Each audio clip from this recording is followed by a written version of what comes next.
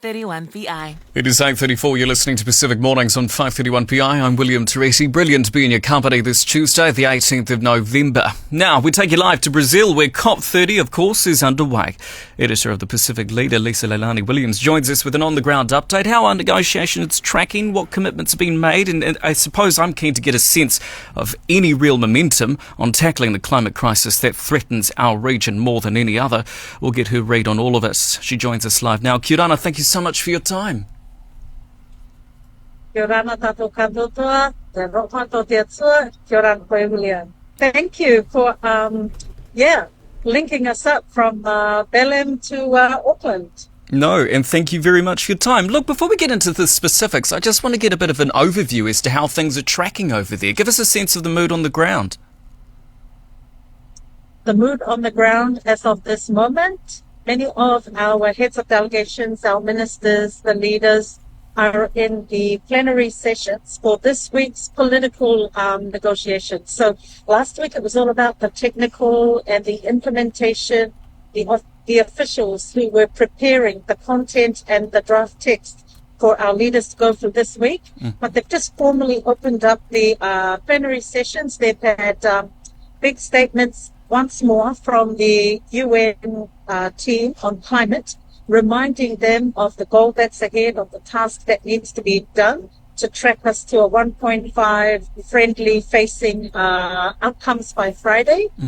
Although there's still a lot of talking in the room. So there's not been the level of ambition when it comes to hitting the targets that need to be hit to ensure that we get rid of fossil fuels by the target of 2050.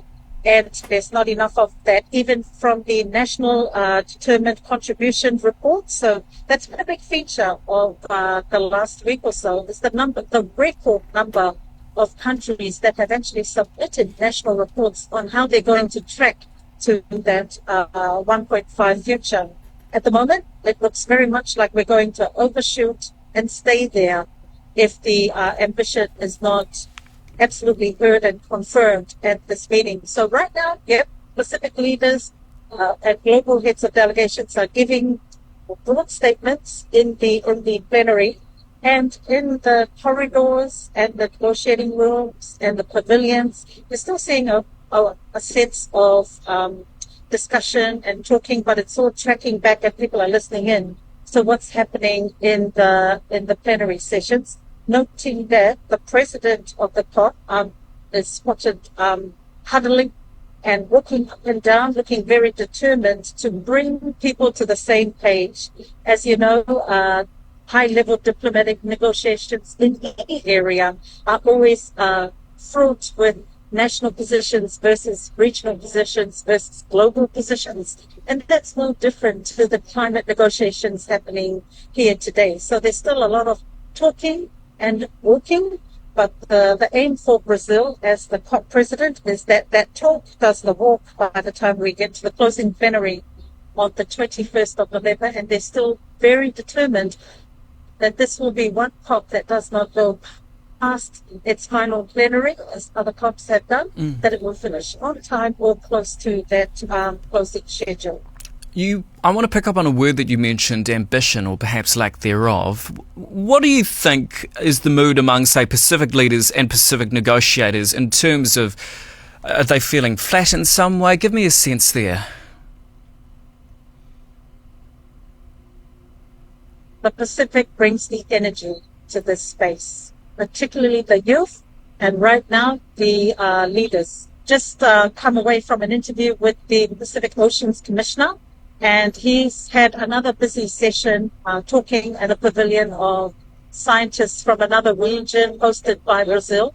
Brazil, while it has hosted the Forest COP or the Amazonia COP, also has more than 7,500 kilometers of coastline, which is why at the climate summit just before last weekend, President Lula and many of the speakers here were very keen to support Forest COP going to an Oceans COP.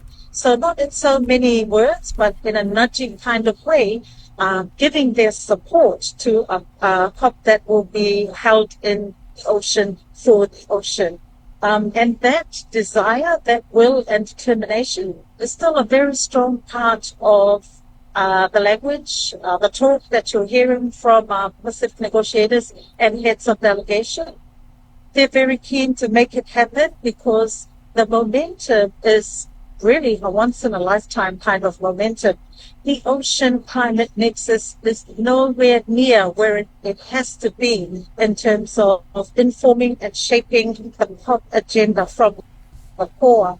I heard the term carbon-centric from one of the speakers in terms of explaining the mystery of the COP negotiations being about, the carbon-centric agenda rather than the ocean agenda and the whole impact that the warming climate has on oceans, forests, the ecosystems, and how Dame Jacinda and the ocean envoy from Brazil have even presented the ocean as the heart of the ecosystem, of the planet ecosystem, where the forests are the lungs. So that shift in consciousness and awareness and science adding to the debate has not really brought the ocean to where it needs to be. It actually needs to be core on the COP agenda and the negotiations, and it's still hanging around there on the sidelines in wonderfully profile side events, but not technically informing what's happening in the negotiated text. So this is an opportunity that the Pacific is working towards,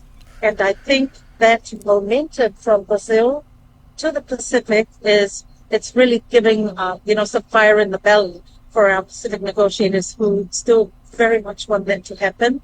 The Tuvalu head of delegation was saying today in reference to his widely reported comments on the U.S. withdrawal from the Paris Agreement, and I think some specific mention of a certain U.S. president. He was saying that his comments were not meant to take away from or put down a world leader, but was really to stress the urgency of why the U.S. as a major power still has to be part of the Paris Agreement solution, part of a real and true negotiated climate text by Friday. He's just expressing his mind, and I think this again is space for it. It's been called the COP of truth, and I think it's an opportunity that's being taken up by our Pacific, always very strong with the words and speaking truth to power, particularly in the second week of the COP as the negotiations heat up towards the final day. Absolutely, and I'm glad you picked up on that point there of the comments made by the Climate Minister of Tuvalu, rightfully calling out, some would argue, the moves that have been made by the Trump administration. Is there actual, given you're on the ground, is there hesitation from other nations there to directly address the Trump administration's disregard, I'm going to say, for climate policy? I mean, just weeks back we had the US president calling it a hoax. It's interesting you mentioned the language of hoax, because just a few days ago, the COP presidency launched a initiative on information integrity.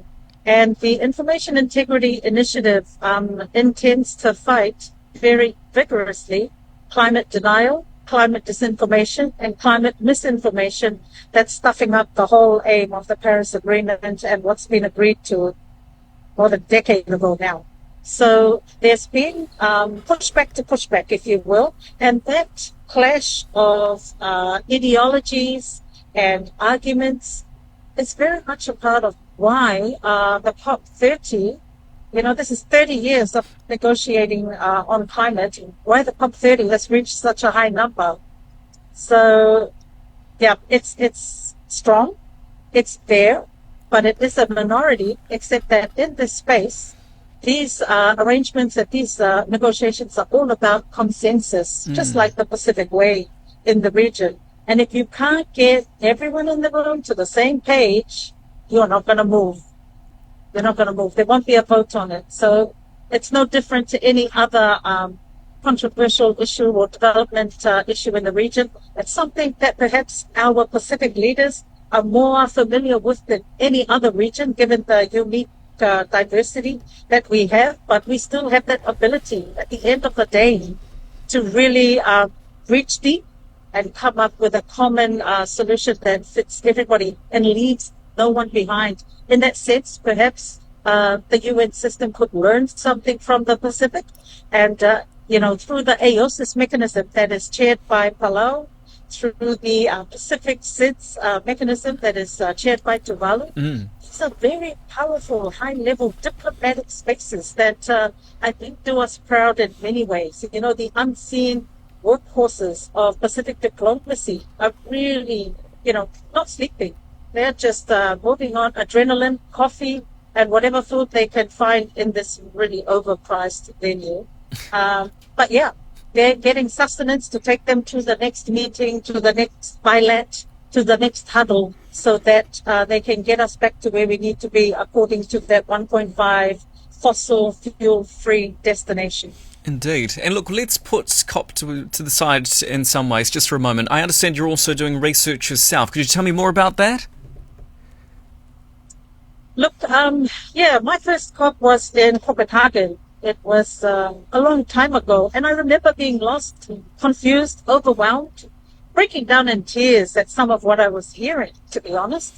And right now, at this COP in 2030, I'm pretty much the only Pacific journalist here. So there are still some really broken things that need to be fixed. But overall, even though we've come a long way in reporting the COP story, and that's thanks to the One Crop mechanism, that's thanks to regional organizations putting money into funding journalists and training journalists, we are just like the COP media are nowhere where they need to be breaking this story down fairly, ethically, and with strength and confidence to keep our Pacific communities, our people informed about this existential issue that's affecting them, that's affecting us all in so many ways, particularly in the most remote parts of our beautiful region. And so it just kind of inspired me to think about what I could do individually. I used to work in the forum, I used to work in the mainstream, I used to work at PMN.